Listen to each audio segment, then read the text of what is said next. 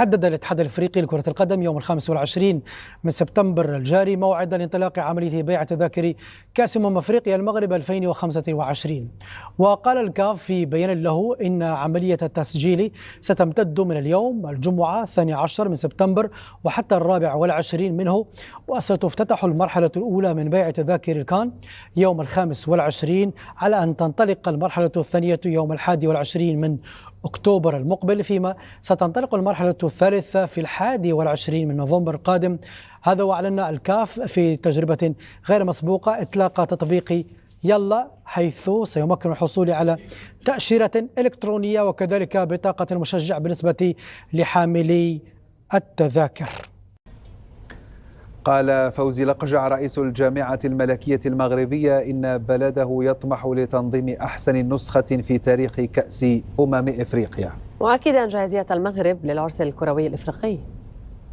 أعتقد بأنه الموضوع نتاع جاهزية المغرب أصبحت يعني تشكل عاملا أو منطلقا ننطلق منه نحو البحث عن المزيد من يعني توفير الظروف الاستثنائية لتنظيم أحسن كأس أفريقيا في تاريخ القارة السمراء، وجاهزية المغرب لتنظيم مثل هذه التظاهرات.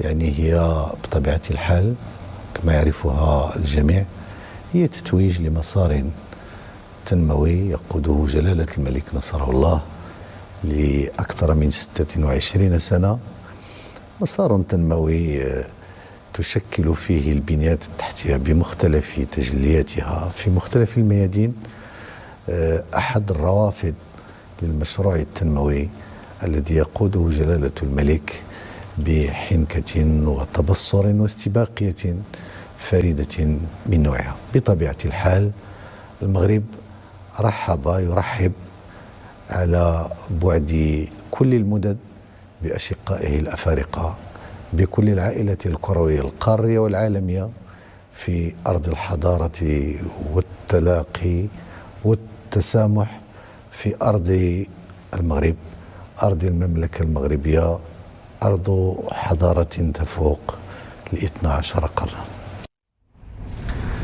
ينضم إلينا الآن مشاهدينا مباشرة من العاصمة المغربية الرباط مراسلنا مهدي فودي. أهلا بك مهدي. إذن 100 يوم على انطلاق حدث قاري ينتظره المغاربة بكل شغف. قبل الحديث عن جاهزية البنيات التحتية، أولا قربنا مما سمي تطبيق يلا على غرار تطبيق هلا هنا في قطر وتجربة كأس العالم، تجربة غير مسبوقة على مستوى الكاف، ستمكن من الحصول على تأشيرة إلكترونية وكذلك بطاقة المشجع، خصوصا وأنه زملاء كثر هنا في القناة يريدون الذهاب إلى المغرب.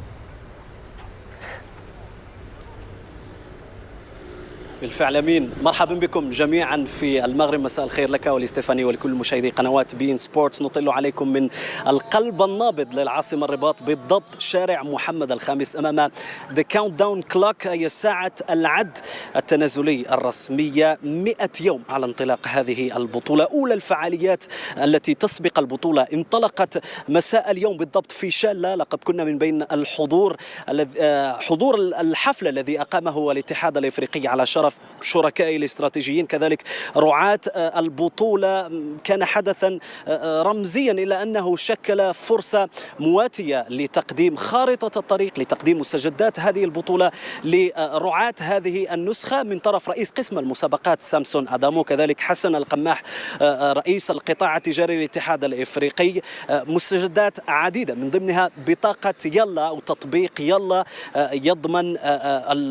يضمن التعرف على هوية حاملي تذاكر، كذلك تقديم العديد من الخدمات والمزايا لضمان تجربة سلسة وفريدة للمشجعين، يمكن الحاصلين على التذاكر من الحصول على التأشيرة الإلكترونية التي تسمح لهم بولوج التراب المغربي. كل هذه المستجدات تصب في صالح تنظيم نسخة استثنائية بكل المقاييس. المنظمون يتوقعون أن تحطم جميع الأرقام القياسية، وأولى الأرقام قد حطمت اليوم بعد فتح التسجيل على منصة الكاف للحصول على التذاكر. 100,000 تسجيل في ظرف ساعة واحدة، وهذا يدل على الإقبال الكبير على التذاكر، باعتبار أن المغرب يتواجد في موقع استراتيجي يربط بين جنوب القارة الأوروبية وكذلك القارة الإفريقية. جالية إفريقية كبيرة مقيمة بالمغرب، هنالك جماهير ستحج بكثافة إلى المغرب خلال البطولة. الجاليات كذلك الإفريقية المقيمة بأوروبا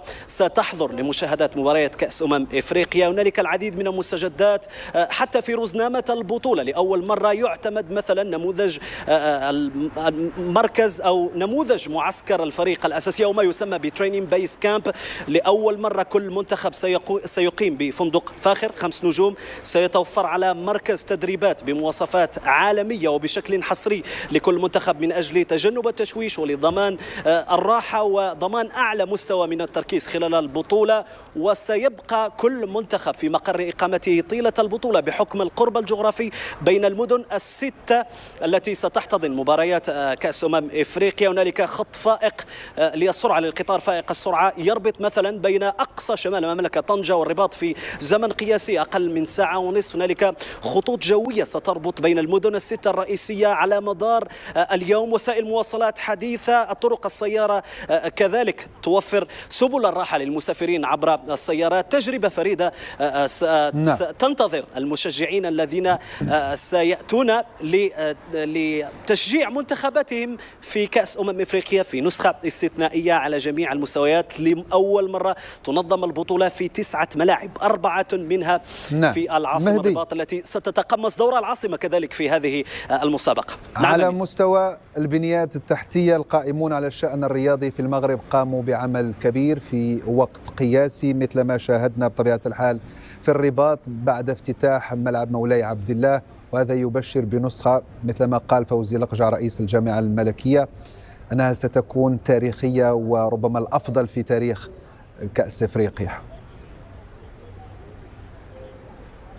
نعم بكل تأكيد المغرب ربما أصبح جاهزا على تمام الجاهزية لاستقبال الجماهير وكذلك البعثات ومختلف المنتخبات. كما ذكرت مثلا الصرح الجديد ملعب الأمير مولى عبد الله أنجز في ظرف قياسي، ملعب بمواصفات عالمية. كل الملاعب باتت جاهزة. أعتقد ملعب طنجة سيفتتح قريبا، باقي الملاعب فهي تستقبل اليوم مثلا مباريات الدوري المغربي. كل الملاعب 9 أصبحت جاهزة. ملعب البريد كذلك ملعب المولاي الحسن ربما توضع آخر اللمسات قبل افتتاح الملعبين. البنية التحتية جاهزة كما ذكرت، وسائل المواصلات، الطرق السيارة، الخطوط الجوية. هذه النسخة ستكون استثنائية بكل تأكيد، وهذا ما يتوقعه المنظمون. حتى الإقبال الجماهيري سيلعب دور كبير، وسيعود هذا بالنفع على الجهات المنظمة.